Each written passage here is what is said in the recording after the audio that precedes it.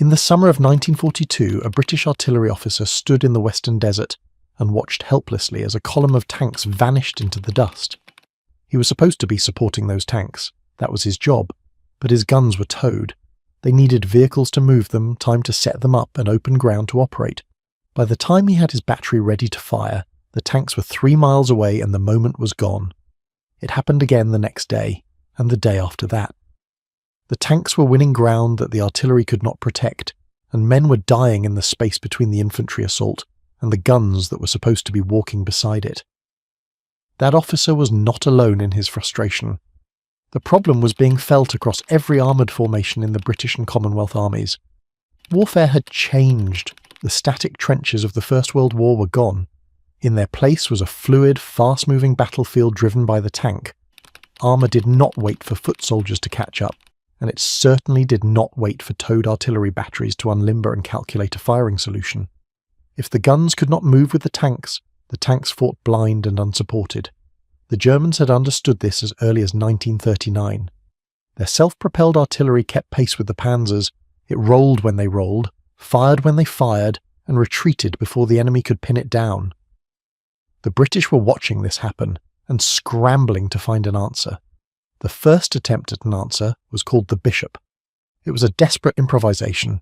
Engineers took the Valentine tank chassis, removed the turret and welded on a large, boxy superstructure to house a 25-pounder field gun.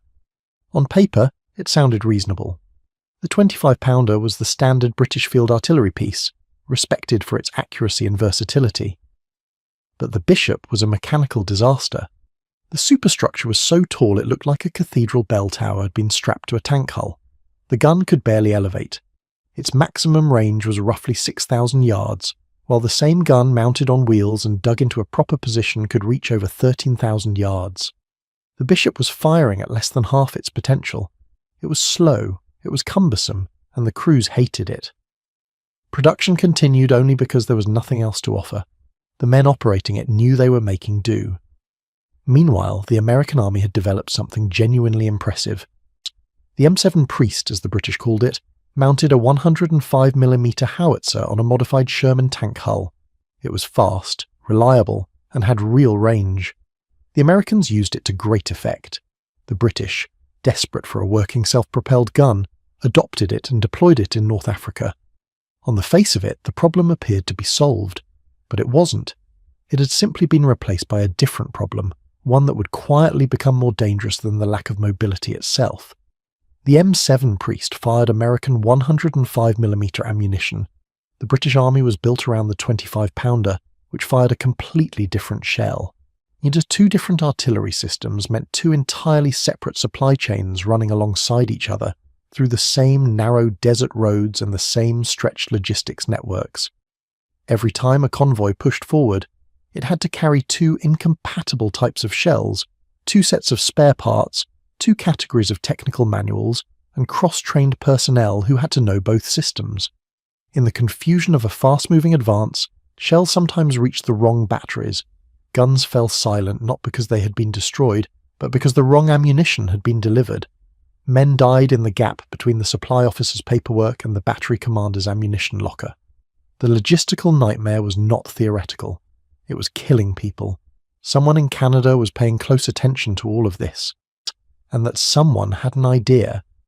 The Canadian Army had been building tanks. Specifically, they had been building a tank called the Ram, a design developed in Canada because the country could not get enough Shermans from American factories to equip its own armoured divisions. The Ram was a solid piece of engineering. It used the chassis and lower hull of the M3 Lee, but it had a proper turret, a reliable engine, and Canadian manufacturing behind it. By 1942, tens of thousands of Rams had been produced. But by that same year, Shermans were finally arriving from American factories in numbers sufficient to equip everyone who needed them. The Ram, suddenly and completely, had been made obsolete. Thousands of hulls sat in Canadian yards with nowhere to go. They were too good to scrap and too outdated to send into battle. They were, as one engineer put it at the time, perfectly good machines waiting to be told what to do. What they were told to do would change the course of the war. The Canadian engineer most responsible for the transformation was not a flashy figure. He did not have the dramatic personal story of a Kelly Johnson, or the theatrical flair of a Barnes Wallis. He was a practical man solving a practical problem with the tools directly in front of him. The solution he proposed was elegant in its simplicity. Take the ram hull, remove the turret, build an open-topped fighting compartment on top, mount the standard British 25-pounder gun on a traversable platform inside it.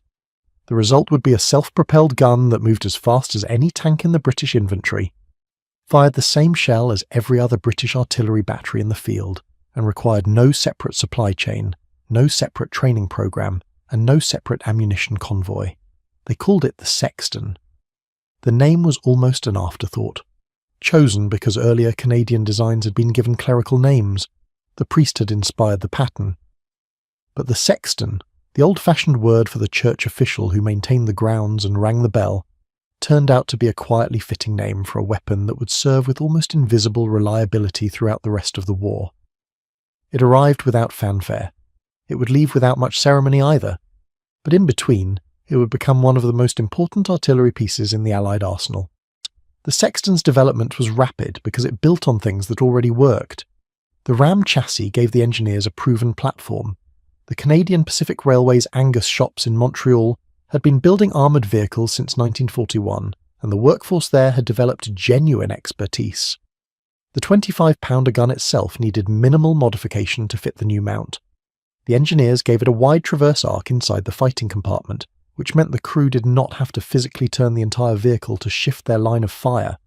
The gun could be swung across a significant angle, and the crew of 6, a commander, a driver, 2 loaders, a layer, and a breech operator, had enough room to work efficiently once they had learned the rhythms of the confined space. The vehicle's weight came in at around 25 tons, which meant it used the same road bridges and tank transporters as the other armoured vehicles in the formation. It was powered by the Continental 9-cylinder radial engine that had proven itself in the M3 Lee, a 435 horsepower unit that gave the Sexton a top road speed of approximately 25 miles per hour and a cross-country capability that kept pace with the tanks it was assigned to support. The fuel capacity allowed a range of around 125 miles before the crew needed to refuel, which was sufficient for most operational bounds in the European theatre. The fighting compartment was open at the top, which was a deliberate choice. Closed turrets on artillery vehicles created serious problems with fumes and heat when the gun was firing rapidly. An open top let the crew breathe, communicate with nearby vehicles, and observe the battlefield more naturally. It also made the Sexton vulnerable to shrapnel and aerial attack, and the crews knew it.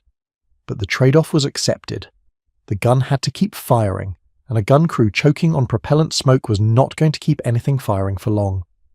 To compensate for the open top vulnerability, the fighting compartment walls were built from thick welded armour plate, angled to deflect fragments, and provide reasonable protection against small arms and shell splinters. The crew were not invulnerable, but they were not defenceless either. By early 1943, the first production Sextons were reaching British and Commonwealth units. The transition from the Bishop was immediate and visceral. Crews who had nursed the ungainly Bishop through the sand of North Africa and cursed its limited range were suddenly operating a machine that could actually do the job it was supposed to do. The 25-pounder on the Sexton retained its full performance. Maximum range remained over 13,000 yards. The gun could fire high explosive, armour-piercing, smoke and illuminating rounds from the same barrel. It fired 6 to 8 rounds per minute at a sustained rate in the hands of a trained crew, rising to 10 rounds per minute in short bursts when the situation demanded it. The Sexton was not just faster than the Bishop, it was a completely different category of weapon. But speed and firepower meant nothing if the supply problem had not been solved, and here was the Sexton's quiet genius. Because it fired the standard British 25-pounder shell, it drew ammunition from the same stocks that supplied every towed battery, every field regiment, and every forward artillery position in the Commonwealth inventory. When a convoy pushed forward with ammunition, it carried one type of shell that fed everything. There were no more moments of guns falling silent because the wrong boxes had arrived. The logistical equation that had been bleeding the British effort in North Africa was quietly resolved, not by any dramatic stroke, but by the prosaic fact that one well-designed machine used the right ammunition. The Sexton entered combat in Italy in 1943, accompanying the Allied advance up the peninsula. Italy was not kind to armoured vehicles. The terrain was broken, the roads were narrow, and the Germans had turned every ridge and river crossing into a defended obstacle. Artillery was not a supplement in Italy. It was the central instrument of the campaign. British and Commonwealth forces became expert at what they called the creeping barrage, a curtain of shell fire that advanced ahead of the infantry at a precise rate, forcing the defenders to keep their heads down while the attackers crossed the open ground. The Sexton batteries practiced this coordination until it became almost mechanical. The gun crews knew their rates of fire, their correction procedures, and the precise timing intervals by feel. When the barrage lifted 50 yards every 2 minutes, every sexton in the battery had to be firing on the new line within seconds of the command. The Italian campaign also tested the sexton's mechanical reliability under sustained operational stress. The Ram chassis had been designed for a different role, and the additional strain of repeated firing, the recoil, the heat, the constant vibration of moving over broken ground, revealed several weaknesses that the Canadian engineers worked to correct in successive production batches. The suspension was reinforced, the ammunition stowage was redesigned to make the crews work faster and safer. The gun mount received strengthened traversing gear that could withstand the cumulative abuse of daily fire missions. One of the less celebrated aspects of the Sexton's design was the provision it made for direct fire. As most self-propelled artillery was intended to fire from concealed positions at targets it could not directly see, guided by forward observers with radio links. The Sexton could do this, and did so routinely. But its gun had been designed with a direct fire capability as well, using a dedicated telescope sight that allowed the crew to engage targets they could see from their own position. This meant that in the fluid conditions of the Italian campaign, when German tanks or infantry suddenly appeared at close range and the nearest anti-tank gun was a mile back in the column, the Sexton could turn and fight. It was not a tank destroyer. It would not have won a duel against a Tiger. But against lighter armoured vehicles, against infantry in the open, and against gun positions that revealed themselves at short range, the direct fire capability gave the crew an option that saved lives on more than one occasion. By the time the Sexton battalions reached England in preparation for the invasion of Normandy, the vehicle had been substantially improved from the early production models. It was a weapon that had been refined by combat, not merely designed in a workshop. And then came June of 1944, and what the Sexton batteries did on the morning of the 6th of that month was unlike anything that had been done before in the history of artillery. The challenge of the Normandy landing was this. The German defenders on the beach would be positioned in concrete bunkers and prepared firing positions that had been built and improved over 4 years. They were protected from naval gunfire by the simple fact that flat trajectory guns on ships struggled to hit targets at the top of a beach. The angle was wrong. What was needed was plunging fire, the kind of fire that dropped steeply onto a position rather than skimming past it. That was artillery fire, but landing craft bringing artillery ashore would be taking the guns directly into the fire of the very positions those guns were supposed to be neutralizing. The timing problem seemed impossible. You could not suppress the beach before landing without artillery. You could not land the artillery before suppressing the beach. The Sexton batteries found a solution that was as audacious as it was technically demanding. Their landing craft would not simply carry them to shore. The landing craft would serve as firing platforms. While the fleet was still 7 miles from the coast of Normandy, the Sextons drove off their transport ships and onto specially modified landing craft, positioning themselves in the craft's hold. Then, as the landing craft moved toward the shore at their slow and grinding pace, the Sextons began firing. They fired from a moving platform on a rocking sea in the darkness before dawn, against targets they could not see, guided entirely by pre-calculated firing data and the expertise of their gunners. This was called the run-and-shoot, and it was extraordinarily difficult. Every shell had to account for the motion of the craft, the rise and fall of the sea, the direction and speed of the wind, and the distance to targets that were constantly changing as the craft closed the coast. The mathematics involved were considerable.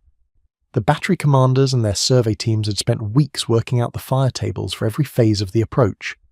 The gun crews had rehearsed the sequence until each movement was automatic.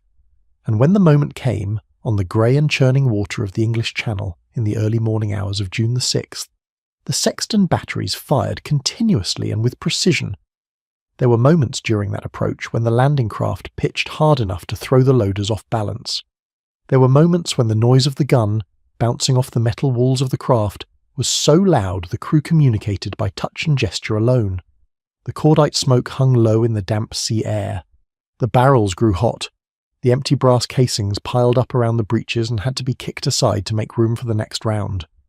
The crews were not performing a rehearsed exercise in these moments. They were doing something that had never been done before, under conditions that no training program had been able to fully simulate. They were doing it because the men on the beach needed them to. That fact kept them loading and laying and firing through everything the channel threw at them. The effect on the beach was real. The German defenders found themselves under accurate artillery bombardment from a direction, and at a time they had not fully anticipated. The fire was not perfect, no artillery bombardment ever is, but it suppressed positions, forced soldiers into cover, and created the seconds of hesitation that allowed the first waves of infantry to cross the beach and reach the seawall. The men who landed in those first hours often had no idea that self-propelled guns were still at sea, still firing, still working the mathematics of a moving platform. They knew only that the fire support they needed had arrived. The Sexton batteries drove ashore within hours of the initial landing. By the time the beach was consolidated, their guns were already registered on new targets inland. The Normandy campaign placed extraordinary demands on every formation involved. The terrain of the bocage, the dense hedgerow country behind the beaches, channeled attacks into narrow lanes where German defenders could concentrate their fire. Every advance required fresh artillery preparation. The forward observer teams that worked with the infantry battalions became the most critical link in the chain. They moved with the riflemen, calling in fire missions over radio sets that were frequently damaged, jammed, or simply overwhelmed by the constant demands placed on the net. The Sexton batteries responded to these calls within minutes of receiving them. The time from a forward observer calling a target to the first round landing on it was measured in seconds, not minutes. That speed was not an accident. It was the product of months of training, of gun crews and observers working together until the procedures were so deeply ingrained they could execute them under fire without conscious thought. The Sexton batteries fired thousands of rounds in the weeks following the landing. The gun crews lived beside their vehicles, sleeping under the wheels when they could sleep at all, loading and firing through the night on fire missions that came in at any hour from the forward observer teams. The noise was constant. The barrel wear was severe. Spare parts were consumed at a rate the logisticians struggled to match, and yet the Sexton outperformed its German counterpart in a critical and often overlooked respect. The German Vespe, the self-propelled howitzer that served a comparable function in the Wehrmacht's artillery formations, was an excellent machine. It was accurate, mobile, and handled well by experienced crews, but it fired German ammunition from a German supply chain that was, by the summer of 1944, under continuous attack from Allied air power. German fuel convoys were bombed. German ammunition trains were shot up on the roads by fighter bombers. The Wespe's crews were technically skilled but operationally strangled. The Sexton's crews, drawing from a supply chain that was growing more robust every day as the Normandy beachhead expanded, had shells when they needed them. The comparison between the two weapons was not simply a matter of firepower, it was a matter of system. The Sexton was part of a system that worked. Operation Market Garden, the daring airborne assault into the Netherlands in September of 1944, stretched the Sexton batteries to a new kind of limit. The operation was intended to capture a series of bridges across the Rhine and its tributaries in a single rapid thrust, bypassing the German defensive lines and opening a route into Germany itself. The artillery had to keep up with an advance that was moving faster than any previous campaign in the West. The Sexton batteries pushed forward at maximum speed, their crews driving through towns that had been liberated hours before, setting up new firing positions in farm fields and orchards, registering new targets before the dust of the advance had settled. The operation ultimately failed at its final objective, the bridge at Arnhem held by German forces against a surrounded British airborne division. The Sexton batteries could not reach that far. The distance was beyond their range and beyond the reach of the supply lines that fed them. But the artillery support in the earlier phases of the operation was a genuine success. The Sexton batteries protecting the corridor south of Arnhem kept the supply route open for days longer than the Germans expected. They broke up counterattacks before they could develop. They provided the fire support that allowed the ground forces to hold the salient against determined German pressure. When the withdrawal from Arnhem finally came, the Sexton batteries covered it. The Rhine crossing in March of 1945 was the largest river assault operation in history. Over 4,000 guns were assembled to support the crossing, and the Sexton batteries were among the most intensively used. In the 24 hours before the assault began, the artillery fired a preparation that was heard as far as 60 miles away. The Sexton crews loaded and fired until their hands were blistered and their ears were ringing. When the infantry crossed the Rhine in their storm boats in the early morning hours of March the 24th, the Sexton batteries were already registered on the far bank, firing in support of the assault the moment the boats touched the water. What made the Rhine crossing different from every previous river assault was the speed with which the bridgehead was consolidated. Earlier crossings had seen German counterattacks collapse the initial lodgement, or hold it to a small perimeter for days before reinforcements arrived. The Rhine crossing, supported by the concentrated fire of hundreds of artillery batteries, including the Sextons, went differently. The bridgehead expanded rapidly. The German reserves could not reach the crossing points before the bridgehead was deep enough to defend. The artillery was a significant reason for this. The Sexton's ability to move forward quickly once the engineers had completed their bridges meant that fresh fire support was available on the far bank sooner than the Germans anticipated. By April of 1945, the batteries were ranging across the North German plain. The war was visibly ending. German resistance was collapsing in sector after sector. Towns surrendered before the guns had fired a shot. But the Sexton crews remained alert. Isolated German units were still fighting. Ambushes were still possible on roads that wound through pine forests and across bridges that could have been mined. And the instinct of a trained gun crew is to assume that the next position will need fire support until proven otherwise. The war was not over until it was over. And the men who had driven these machines from England through France and the Netherlands and into Germany were not going to be careless in the final weeks. The war in Europe ended in May of 1945. The Sexton had served from the beaches of Normandy to the heart of Germany, through Italy and the Netherlands and across the German plain. It had fired in rain, snow, summer heat, and the darkness before every major assault. It had done so without ever making headlines. There was no single famous action that defined the Sexton the way there was for the Spitfire or the Sherman. Its contribution was not made in moments, but in days and weeks of sustained operational fire support that ground down German resistance and allowed infantry and armour to advance. The production numbers told a story that the headlines did not. Canada built approximately 5,965 Sextons before the end of the war. It served with the British Army, the Canadian Army, the South African Army, and several other Commonwealth formations. After the war, it remained in service with numerous nations for decades. India, Portugal, South Africa, and others operated it well into the 1960s and 1970s. The South African Defence Force used the Sexton until 1990, nearly half a century after the first production vehicles rolled out of the Angus shops in Montreal. That longevity said something important. The Sexton was not a stopgap or a second-best solution. It was a genuine piece of engineering that had been designed correctly from the beginning, refined through combat, and proven reliable across a remarkable range of operational conditions. It had survived because it worked. It had endured because the design choices made in those Canadian yards in 1942 were sound enough to remain relevant for 50 years. Every great weapon in history has its origin story, and the Sexton's origin story is about problem-solving under pressure. The Ram chassis, written off as obsolete in the summer of 1942, had been transformed into one of the most durable artillery platforms of the 20th century. The scrapped tank had become the backbone of an army's firepower. The engineers who made that transformation were not celebrated at the time. Their names are not written into the history books the way the names of fighter designers and tank commanders are.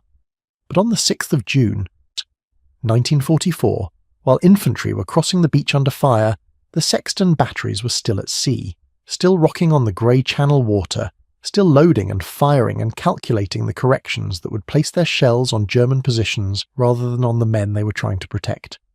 The gun did not know it was making history. The crews were too busy to think about it. They were thinking about range and elevation and rate of fire and the next mission and the one after that. That was the nature of the Sexton. It was not a weapon that demanded attention. It was a weapon that demanded results. And results, reliably and relentlessly, were precisely what it delivered.